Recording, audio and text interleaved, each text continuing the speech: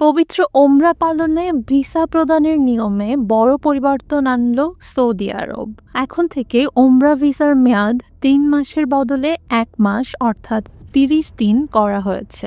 নতুন এই নিয়ম অনুযায়ী ভিসার মেয়াদ গণনা করা হবে ইস্যুর তারিখ থেকে, অর্থাৎ ভিসা হাতে পাওয়ার ৩০ দিনের মধ্যেই ওমরা সম্পন্ন করে সৌদি আরব ত্যাগ করতে হবে। তবে হজযাত্রীদের ক্ষেত্রে আগের নিয়মই বহাল থাকছে। তারা আগের মতোই ৩ মাস সৌদি আরবে অবস্থান করতে পারবেন বলে নিশ্চিত করেছে দেশটির হজ এবং ওমরা মন্ত্রণালয়। আল আরাবিয়ার প্রতিবেদনে বলা হয়েছে, গত জুন থেকে শুরু হওয়া নতুন ওমরা মৌসুমে ইতোমধ্যে ৪০ লাখের বেশি মুসল্লিকে ভিসা দেওয়া হয়েছে, যা গত কয়েক বছরের তুলনায় অনেক বেশি।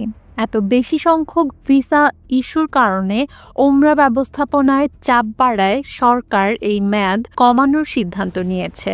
নতুন নিয়ম অনুযায়ী ভিসা ইস্যুর ৩০ দিনের মধ্যে কেউ সৌদি আরবে প্রবেশ না করলে তার ভিসা স্বয়ংক্রিয়ভাবে বাতিল হয়ে যাবে। হজ ও ওমরা বিষয়ক জাতীয় কমিটির উপদেষ্টা আহমেদ বাফার জানিয়েছেন, গ্রীষ্মের পর যখন মক্কা ও মদিনায় তাপমাত্রা কমতে শুরু করবে তখন হজযাত্রীদের ভিড় আরও বাড়বে বলে আশঙ্কা করা হচ্ছে। তিনি বলেন, নতুন এই সিদ্ধান্তের লক্ষ্য মূলত দুই পবিত্র নগরী মক্কা ও মদিনায় মুসল্লিদের অতিরিক্ত ভিড় নিয়ন্ত্রণ করা এবং ভিসা ব্যবস্থাপনাকে আরও কার্যকর করা। নতুন নিয়ম আগামী সপ্তাহ থেকেই কার্যকর করা হবে। সৌদি সরকার আশা করছে এতে ভিসা ব্যবস্থাপনা আরও সহজ হবে এবং ওমরা মৌসুমে শৃঙ্খলা বজায় থাকবে।